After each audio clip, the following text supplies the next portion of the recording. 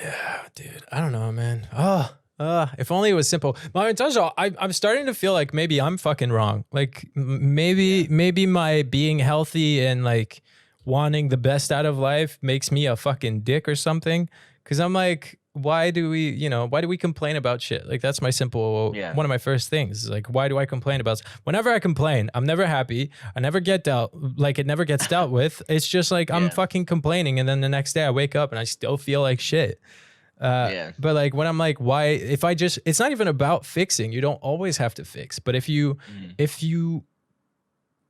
cut the complaining part and you just deal, like you just go with your life, you just, just go about your day and you do your shit without complaining. Like, okay, it happened. Like right now, Vancouver's up in smoke. Like we're like now in the worst air. What's happening in the States? Yeah, we officially have the worst air quality in the world, like with the States, which is like bad. And like I swear to you, it's been cloudy for 2 days, and it's not a real cloud. Like it's smoke. I can't open my windows. Like I will choke if I open my windows. So now it's getting hot in here, but it's like all those things. Like I could complain about it, or I could just fucking be like, okay, I guess I won't go out unless I really have to, and I blah blah blah. Like it's not even.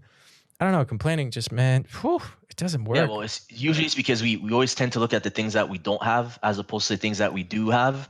So yes, we end up complaining a lot because we're like, well, why don't I have this? Why don't I have that? Why isn't my life like this? Why don't I have this other thing? But sometimes we have to just take a step back and actually look at the things that we do have, And it could be the slightest things, the smallest things, but usually you always have to try to look at what you do have. And if there are things that you do want to improve on or get better at, well, it's things that you have to realize that you have to work on eventually, but it's with time, more or less, that you'll be able to achieve those things. So it's about remembering that with all the things that you don't have, just recognize that there are certain things that you do have and to work on things that you want to get better at, Yes. Also, what a great introduction. Hi, everybody. I hit record like a minute ago, bud. Oh, okay. Nice. And it's perfect. It's perfect because that was like the best way for me to show why you're the other person in this podcast was with me was to get you talking. Yeah. And great way to segue into an actual discussion. I mean, you just gave me like, that's literally why you're the other person on this side of this call. Like it's perfect. Why us? Why us too? I think there you go. That was a great, see that, like, it's the answer to why us. Definitely. Boom. You just started, we were just having a conversation and you just gave me the exact tips that are so true. Hi everybody. Welcome to the Positive Shit Show. I actually didn't think about the intro just yet.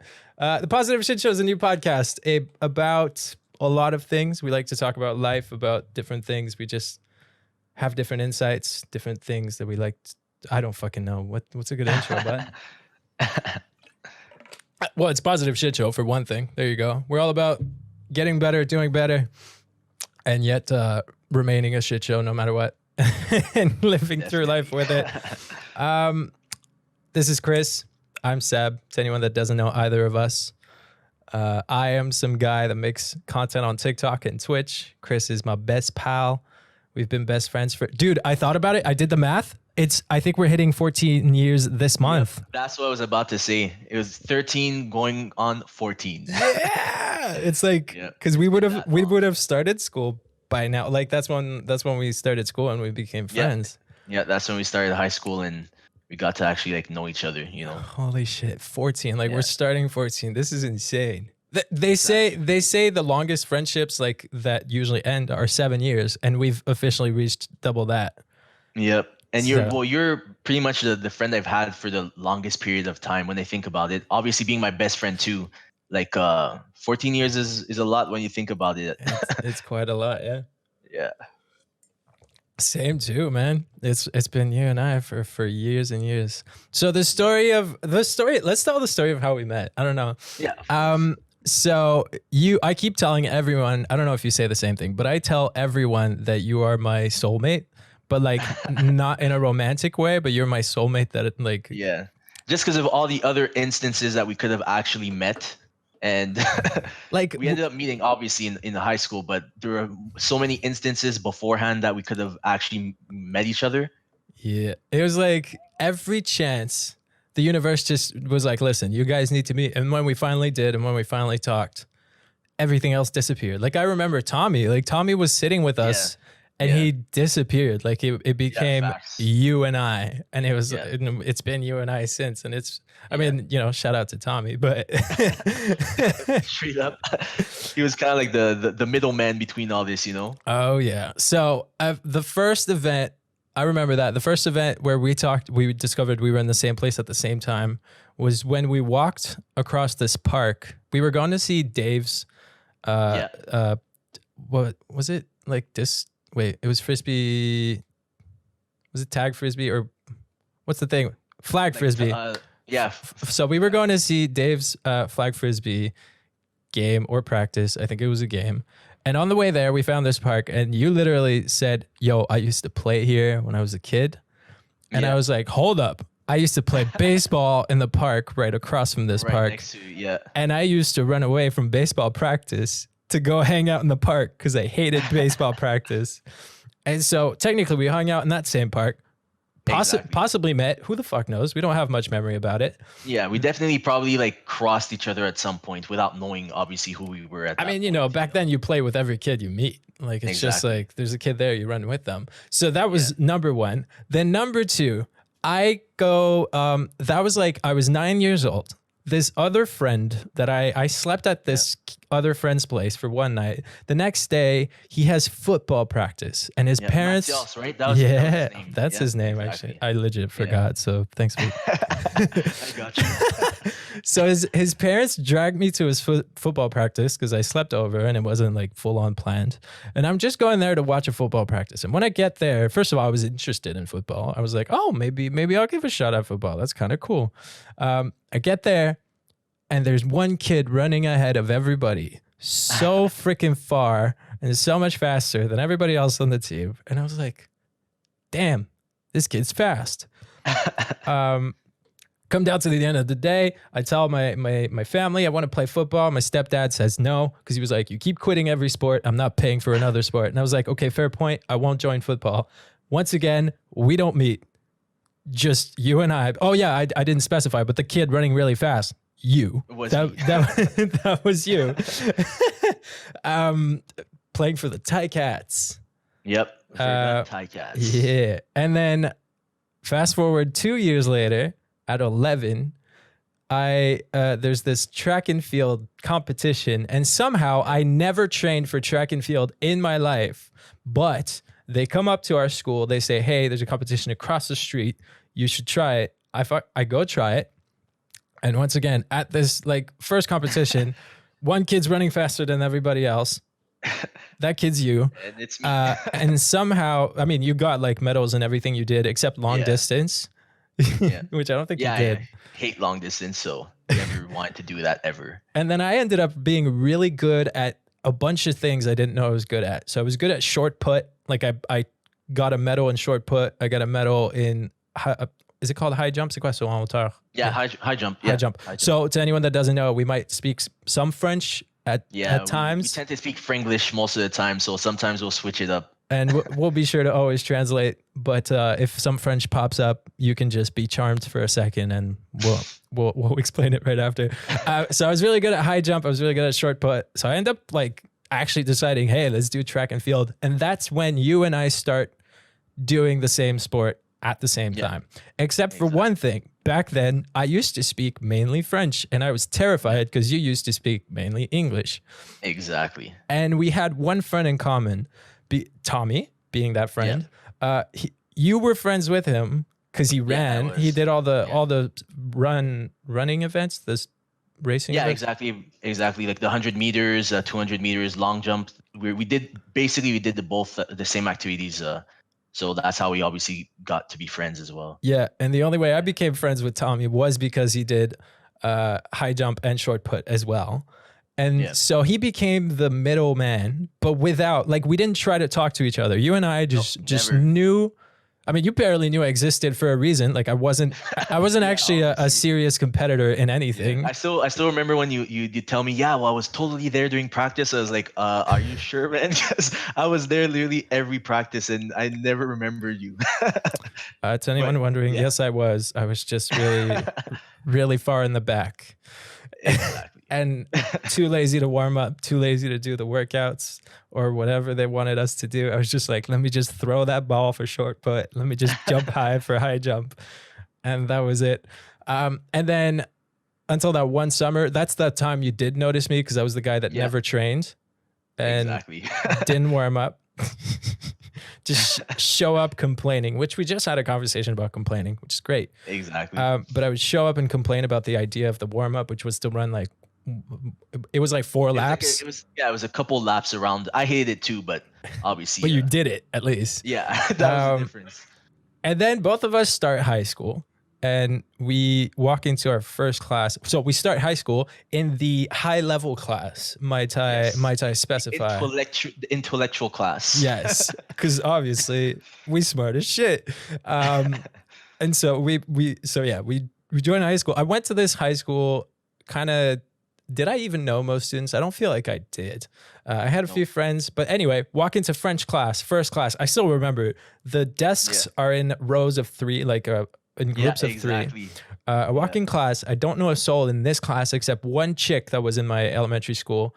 But I see Tommy and I see Chris. I don't know Chris. Like listen, I was terrified to talk to the man. Okay. Yeah, we barely talked. I don't even think we did talk when we were doing track back then. So Dude, you were way it's like too we were skilled. strangers. There was no way I could try. You were way too skilled for me. Like it was like you kept getting like medals and shit. And Yeah. I was just too lazy to run. Like but we walk in class. Tommy's the middle, like Tommy is literally sitting in the middle seat and we sit Yeah. together. I don't remember if he got taken away from there because we were talking too much. Well, the thing was that Tommy and I, obviously we were in French class, right? And the French teacher was always on her case. She was like, stop speaking English. So what she did is that she did move Tommy so that we wouldn't speak to each other. And that kind of forced the both of us to start talking to each other. Yeah. And that's when he told me, oh, yeah, well, I used to do track too. And I was like, are you sure? Because I don't quite remember. But that's how we started to talk, obviously. It was Tommy and I both speaking English. And then afterwards, we kind of got separated. And you and I started to talk to each other from there. And history was made. Exactly. And then we ended up killing it with being the smartest people in class, obviously. Yeah. Also being kind of the guys who talked when we weren't supposed to. But that was good. So what was good about that class, about being in the smart ass class, was that we were the clowns. You and I were the clowns. Yeah, we were. And so the good thing about it is we were clowns, but also we were smart about when to not be a clown. Yeah. And so there was a limit, there was a good balance of like, let's mess around. And then when we knew it was time to get serious, we'd be like, okay, we're done messing around. Yeah. Or usually when I'd get kicked out of class. I got kicked out of class way more than you. You took more of the bad stuff than I did. That's true. For sure. That's true. I still remember like a lot of times. But you'd be able to like push it a little bit more to get the teachers to finally like kick you out. I would sometimes be like, okay, I understand. I'll like calm it down a bit. Yeah, you understood the limits a bit more than me. Yeah. But yeah, so we would always be the clowns. And so what happened? We did 1 year of the really high level, whatever, advanced. I don't know. Yeah, I don't even exactly. know. I don't even know how to call it either. But it's just students that they recognize as being a little bit like ahead of students at that age. Yeah. And to anyone wondering, we went to public school, so like there's not that much of a difference. But then after a year, we got taken out of the smart class with logic, but somehow through the magic of the universe, we still ended up in the same class for all of high school. Other than the classes that we chose to take differently, like you went the science route, and I went the lazy gym and photography route. Yeah, most kids did at that point. So yeah, so that's true. Your science class was like 8 students. We were like six students, and everybody else decided to take gym and photography, which I understand. It's obviously way more fun. Technically, I think it kind of helped my life. You know, now that I think about it, I'm the artsy kid. Facts. I know nothing about science, but I know how to take pictures. Facts. But what was really good too, what is one of the things why I say that we're soulmates is that you and I were both good at opposite things always. True. I True. was the math genius. You were the science genius. I was the let's do it. Like in science, I was the let's do the lab thing, and you were the let's write a report. I was a note taker, and I was the one writing down the reports and everything. And yeah, you were more hands on with things, and I was more like, okay, I'll step back and analyze a little bit more and write it down later on. You know? Hell yeah, and like that made it so that every team project we ever had would always end up in like 100% grade or like a really high grade, and teachers hated it because we would actually the one of us that was good would just take the reign. It was like, okay, this is our project, you're good at this, you're doing it, and I'll sit back, and we would just chat the whole time. We would just talk, and Chris and I, we get loud. It's just the voice, it's just our it's just our level of talking. We just get loud, and so the teachers would always give us crap. You guys are supposed to be working. We'd be like, we're actually done. We're finished. So what do we have left to do, you know? Yeah. And but it worked out, and it helped. Like, I think we got so many good grades because we had each other. So that's why I think you and I are soulmates. And and even now, which is what I like the most, is that you and I always come up to the same or really close conclusions, but we get there in a different way every time. Yeah, it's true. That's definitely true. So we complement each other in a good way. And like you said, we always reach the same conclusions based on different pathways, but at the end of the day, we still end up having the same thought process, you know, or arriving at the same conclusion on things. So that's what's kind of peculiar about it too, you know?